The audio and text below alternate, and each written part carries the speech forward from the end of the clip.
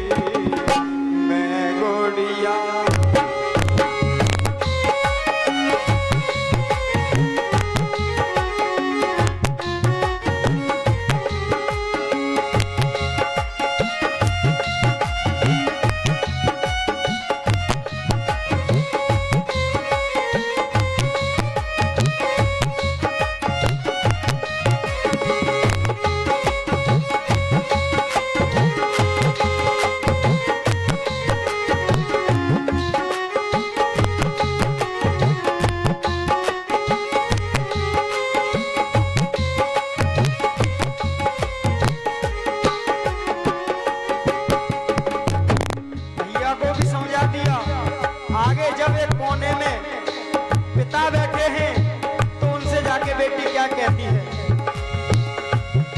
हो बाबुल अरे मत रो मेरे प्यारे बाबुल, मत रो मेरे प्यारे बाबुल, बाबुल माँ को तुम धीर बधाओ, यो ना हमें तुम ऐसे रुलाओ, बाबुल माँ को धीर बधाओ, यो ना हमें तुम ऐसे रुलाओ, कसम तुम्हें मेरे असुअन की, कसम तुम्हें मेरे असुअन की, मैं गुड़िया तेरे आंगन की, मैं गुड़िया तेरे आंगन की, मैं गुड़िया तेरे आंगन की,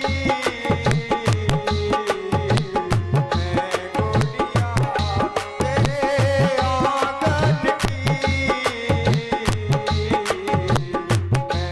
गुड़िया। बेटी की पिता जिस समय होती है वो बड़ा भाग्यशाली भैया होता है जो अपने हाथों से अपनी बहन की विदा करता है। लेकिन बहुत से अभागे भैया मेरे जैसे भी हैं जिनके घर में कोई बहन नहीं है। एक मौसी की बेटी को गोद लिया था, जन्म होते ही होते हमारे पिताजी ने बहुत लड्डू बंटवाए, लेकिन बारे भगवान 2017 में बीएससी में पढ़ रही थी, मर गई, खत्म हो गई, छोड़ गई, वो भी नहीं रही। 4 भाई हैं, 4 भाइयों के बीच में कोई बहन नहीं है। जब भी समय आता है कलेजा फट जाता है, तीज त्योहार, साथी, रक्षाबंधन, कुछ नहीं, सब बेहुना बेहुना होता है। जिनके घर में भैया नहीं होते उन्हें बहनों की कदर मालूम होती है बहनों, और जिनके घर में बहन नहीं होती उन्हें भाइयों की कदर मालूम होती है। बेटी को विदा किया, और बेटी को विदा करने वाला हर एक पिता यही कहता है कि मेरी बेटी जाकर के उस घर में अच्छी तरह से खुश रहे। पार्वती भगवान भोले बाबा के साथ कैलाश पर्वत पे आई। धीरे धीरे समय बीतता चला गया। कथा के प्रेमियों, भगवान की कृपा, देवी देवताओं का आशीर्वाद भगवान भोले बाबा के घर में। कुछ समय बाद भोले बाबा पार्वती के संयोग से एक बेटा का जन्म हुआ। जन्म की कथा तो बड़ी विचित्र है। भोले बाबा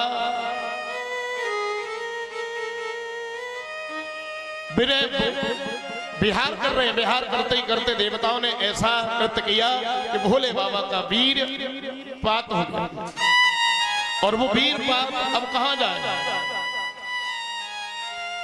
देवी देवताओं से भगवान ने कहा इसको सुरक्षित कहीं पहुंचाओ। सागर में डाल दिया गया, लेकिन सागर भी उसकी तपन से, गर्मी से विचलित हो गया। शिव पुराण के अनुसार, शिव पुराण में वर्णन है, जो पिछली कथा में कह के आया हूं वो शिव पुराण की कह के आया भैया। उस सागर से वो जब वीर धारण नहीं किया गया तो सागर सभी देवताओं ने विनती की तो अग्निदेव को कपोत बनके यानी कबूतर बनके उस वीर धारण करने की आज्ञा थी। कबूतर बनके अग्नि देवता ने वीर धारण किया, लेकिन अग्नि देव पर भी भगवान भोले बाबा का तेज धारण नहीं हुआ। वो भी विचलित होने लगे। जब विचलित होने लगे तो भगवान ने कहा कहीं जाकर के ऐसी जगह इसे छोड़ो जहां पर ये सुरक्षित हो सके। तो एक सरकंडों की खेती है जहां केवल बीहड़ बने ही बने हैं। उस जगह नहीं पहुंचे, लेकिन उससे पहले उस कपोत ने ऋषियों की 7 कन्याएं हैं, 3 कन्याएं हैं। उन कन्याओं को स्नान करने के लिए गंगा के किनारे आई। उन्होंने स्नान किया। स्नान करने के बाद सर्दी लगी। सर्दी लगने के बाद वो अग्नि से तापने लगी, सेकने लगी। वही अग्नि ने उसी भाव से वो बीज उनमें भी परिवर्तित कर दिया। रह गया सरकंडों में पेड़ दिया। उसी सरकंडों के वन में एक तेजस्वी बालक का अवतार हुआ। वही बालक आगे चल के कार्तिकेय बना।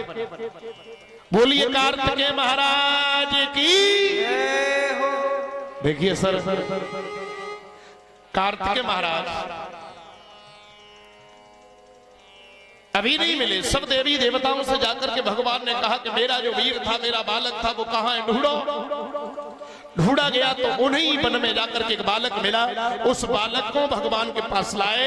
बालक ने शीघ्र ही लगभग 12 साल की उम्र में देवों के सेनापति बनने का कार्यभार संभाला। कार्तिकेय भगवान 12 साल की उम्र में देवों के सेनापति बने। 12 साल की उम्र में कार्तिकेय ने देवासुर संग्राम में भाग लिया और देवताओं की सहायता करी, जिससे ताड़कासुर का वध हुआ। बोलिए भक्तवत्सल भगवान की। इधर ताड़कासुर तो मरी गो। अब सब लोग एक कीर्तन करो। बाकी आज बहुत अच्छा प्रसंग है कथा का, किस तरह से भगवान का एक छोटी सी उम्र में भक्त भगवान को प्राप्त करता है।